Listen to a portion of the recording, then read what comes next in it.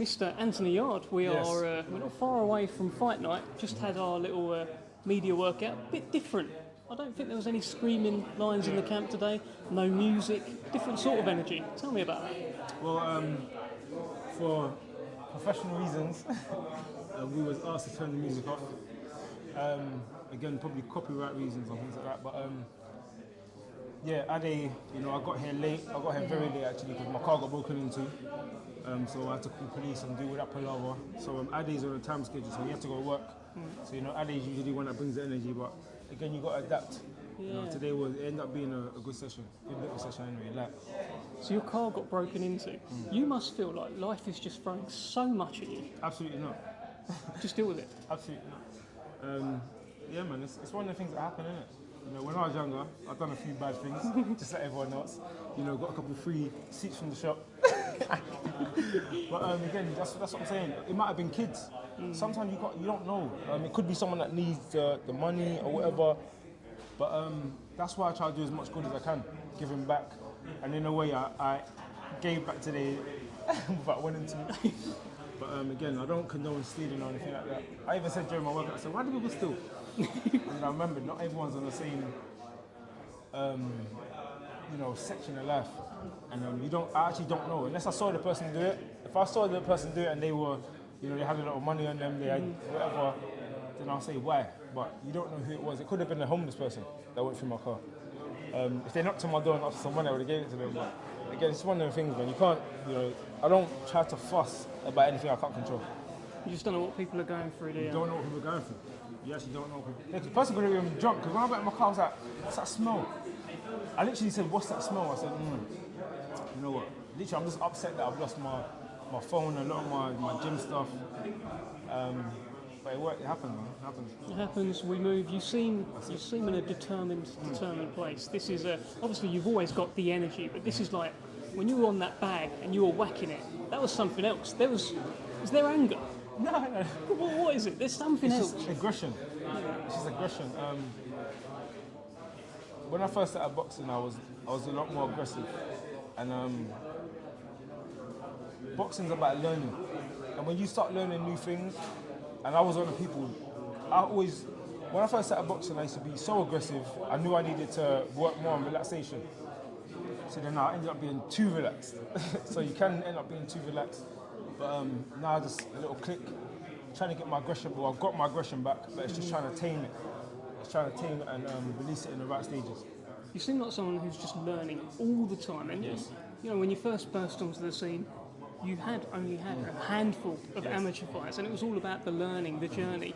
What have you learned about yourself, not just as a boxer, as a person, within the last year?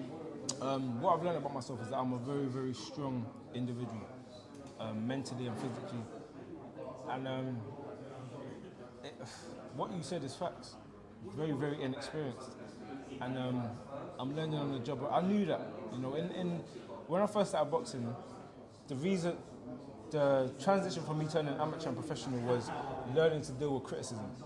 Because boxing's a sport, where even when you're undefeated, going forward. When I was undefeated and I was knocking at everyone first round, they were saying, he's fighting nobody. Even though I was fighting people in the top 10 for the WBO, they were still saying, who's that? He's fighting nobody. So again, there's going to be criticism when you're doing good. There's going to be criticism when you're doing bad. But it's about ignoring the noise that don't benefit your life. And again, even people around you that know you, they start changing, acting different when you're doing good, and when you're doing bad. So you just got to remain focused. Take the constructive criticism that's coming from a good place. And that's what's happened with me. With the last fight, I did get, even though I've been through a lot, there's some real people around me that said, bruv, I hear what you're saying. Or it's not that I was making excuses, but they're saying, you went through a lot, but you either shouldn't have been in the ring, or you need to make these changes, or you need to have done that better, you need to have done this better. So they're the people that in my life that I value. Do you have any regrets about taking the Lyndon Arthur fight? Absolutely not. Absolutely not. Boxing's, again, it's a job. Boxing's a job. People go through things all the time. People go through worse things than others, but if I stop entertaining, that means the way I see it is I'm being disrespectful to the opportunities I've got. it's not my time to retire yet. You know, when it's time to retire and I've accomplished certain things, then yes, but I've got a duty. I've been given an opportunity. You know, I got signed to Front One Promotions. Tunde gives me 100% of his time. Ade gives me 100% of his time. James Cook now as well, giving me a lot of his time. So it's about working as a team. I go through my things, my personal life, so does everyone around me. I'm sure you go through certain things, but you're still here doing your job. And Floyd Mayweather said it comes with the territory. And that's a cliche saying now, but it's very, very true. People go through things, but you've got to keep working. Talk about James Cook in the camp now. Yes. There's some nice images going around of him and Tunde both sort of looking on while you're on the bag, old sages.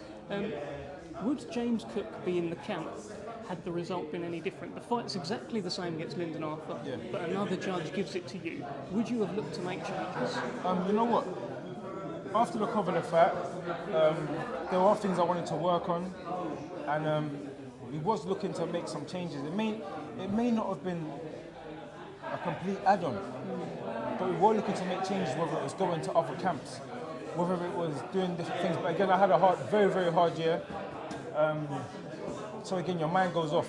You know, your mind wanders and you start focusing on other things. But again, I have no regrets. It's boxing.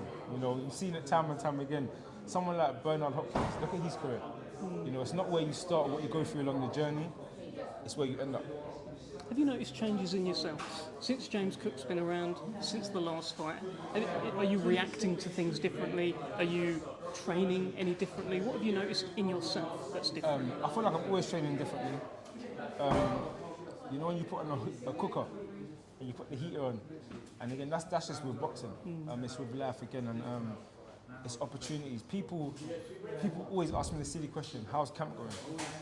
People always ask, well, it's a question people want to know, but to me, silly question. I'm putting my all into this. I've always put my all into this.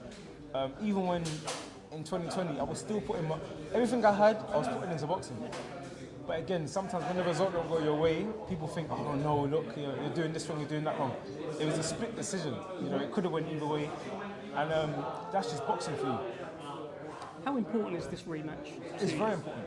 Yeah. Every fight, that's what I keep saying to people. Every fight I've had is important.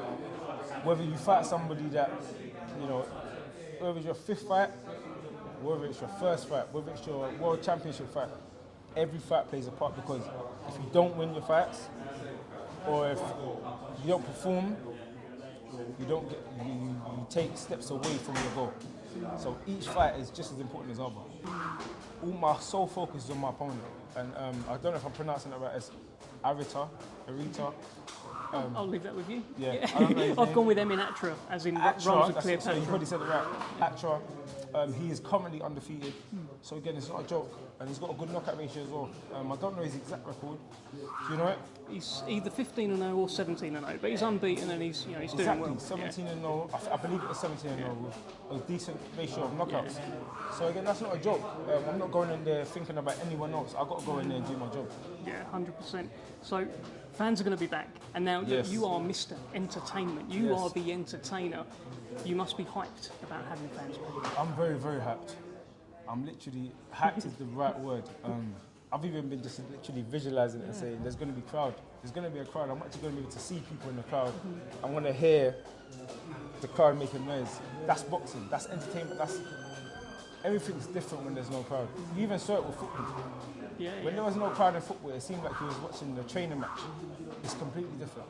Completely different. But again, I'm really looking forward to it. So what can we expect then? July 10th, Albert Hall. What's going to happen? Fans are back. Mr. Anthony Yarde is back. We're going to see a knockout.